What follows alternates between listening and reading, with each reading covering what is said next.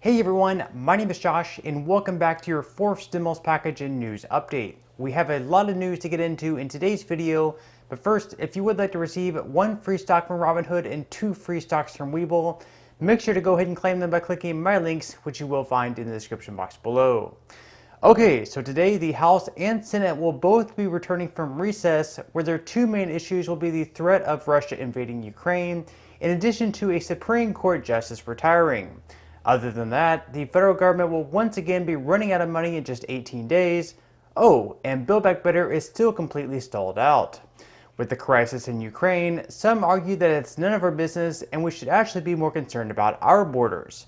Others will argue that it is a big deal and we must protect Ukraine from being invaded by Russia. Due to these other much bigger issues, neither side of the political aisle will want to risk another government shutdown, so we will most likely see something agreed upon, at least relatively soon. As far as the replacement for Supreme Court Justice Stephen Breyer goes, President Biden promised to make the new justice a black woman. One of the frontrunners at the moment is Michelle Childs, one candidate that Republican Senator Lindsey Graham is actually already publicly supporting. And if Graham is already supportive of Childs, you would think a few other Republicans would also support her as well.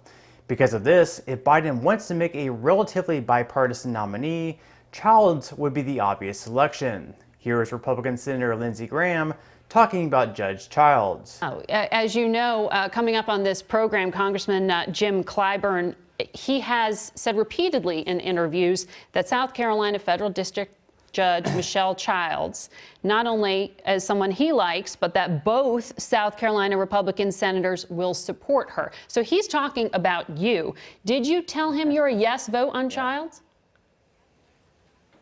Here's what I will tell him and the nation. I can't think of a better person for President Biden to consider for the Supreme Court than Michelle Childs. She has wide support in our state. She's considered to be a fair-minded, highly gifted jurist. She's one of the most decent people I've ever met. It would be good for the court to have somebody who's not at Harvard or Yale. She's a graduate of the University of South Carolina, a public education background. She's been a workers' comp judge. She's highly qualified. She's of good character, and we'll see how she does if she's nominated. But I cannot say anything bad about Michelle Childs. She is an awesome person. That sounds like pretty close to yes. You're a yes vote? Well, I don't know if she's going to be nominated. If she's nominated, she will not be treated like Judge Kavanaugh, I promise you, by Republicans. Let's see how she does at the hearing. But I think I made it pretty clear that I'm a big admirer of Judge Childs. And I'd like to see the court have a little more balance, some common sense on it. Everybody doesn't have to be from Harvard and Yale. It's okay to go to a public university and get your law degree. Graham was also asked about Senator Roger Wicker's comments, where he said that picking a female black Supreme Court justice is affirmative racial discrimination. Wicker believes judges shouldn't be selected based on their gender nor the color of their skin. Here is Senator Graham saying that he actually disagrees with the comments, and not long ago, it was President Donald Trump who said he would pick a woman for his next justice. Well, you have been glowing in your descriptions, but your colleague, Senator Roger Wicker of Mississippi, said picking a female black Supreme Court justice is affirmative racial discrimination. He questioned any potential impartiality from any of the candidates named.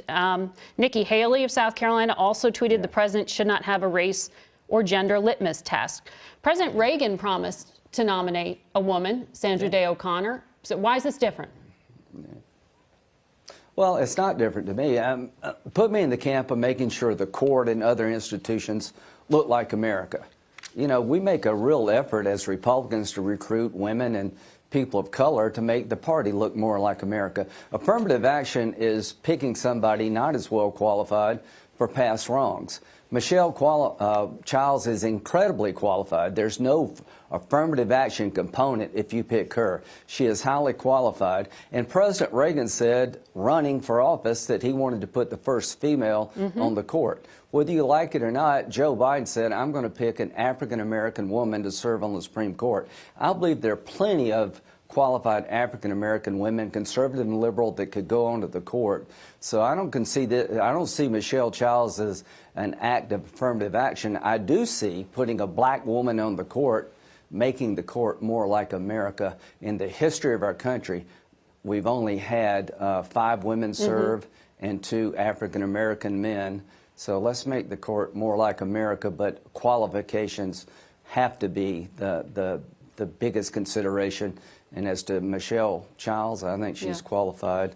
All right. As far as Build Back Better goes, we still haven't really had all that much momentum. While Senator Joe Manchin said he would be open to start talks back up again, he did say that they would need to start from zero. One measure the majority of Democrats hope to keep in the bill would be the monthly child tax credit payments that ended up expiring at the end of last year. While Senator Manchin hasn't completely dismissed those payments, he does believe that they should be more targeted. In other words, only the families that need them the most should be the ones to receive them. Meanwhile, some Republicans, such as Senator Ron Johnson of Wisconsin, are completely opposed to the child tax credit payments. And last week, Johnson said that if people decided to have families and become parents, then they should be the ones considering the cost of childcare. People decide to have families and become parents. That's something they need to consider when they make that choice. I've never really felt it was society's responsibility to take care of other people's children. So with the Build Back Better bill completely up in the air, you have to wonder, what would make this bill passable? Perhaps should it be broken up into smaller pieces? Here is Democratic Representative Susan Wild discussing the overall package. Progressives, as you know, say that passing Build Back Better as one large bill will make it more transformative. But you're among the Democrats who actually say it should be broken up into smaller bills. Explain why for us. Because we've got to get it done.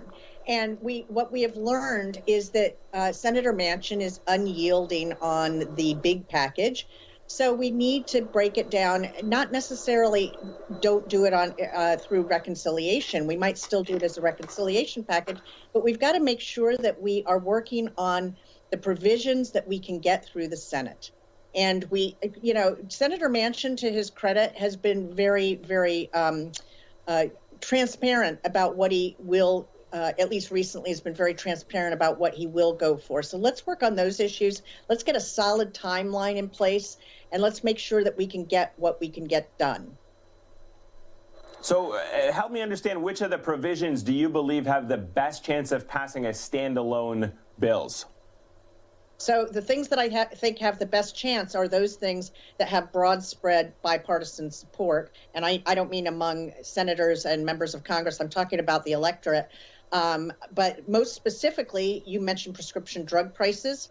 So I am in a deeply purple district.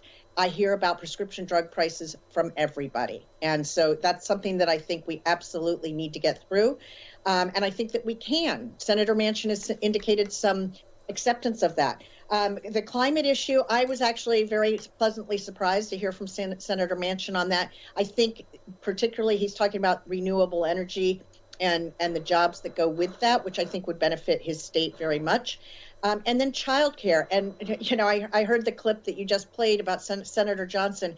May I suggest that he is completely out of touch with reality? And I don't just mean with American families, but he also is out of touch with our employers, who, by the way, need a whole lot of people to come back to work. And we also have a declining birth rate, which is going to hit this country very, very soon in terms of both higher education and filling these jobs. And the only way that we can encourage people to continue to grow their families, the only way we are going to be able to get a lot of people back to work as our employers need, is by helping them with childcare. Childcare costs as much as most people's housing these days. And let's not forget that housing is incredibly expensive. So I think those are some of the areas that we can really work with Senator Manchin on.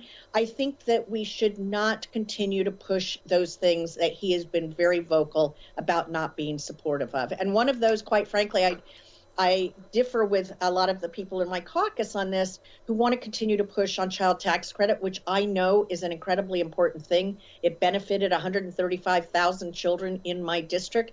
But Senator Manchin, as I understand it, has pretty unequivocally said he's a no on the child tax credit. And as I've said many times, this is not the first time I've said it, I'm just not a believer in knocking our heads against the wall and trying to change something that is unchangeable. So a bill that was once supposed to pass before Christmas looks like it will continue to be pushed well into the spring of this year. But on that note, I'm going to go ahead and wrap up this video. Again, if you would like to receive 1 free stock from Robinhood and 2 free stocks from Webull, make sure to claim both of them by clicking my links in the description box below. So once again, I do hope that everyone has a great and safe rest of their day, and per usual, I'll see you in the next video.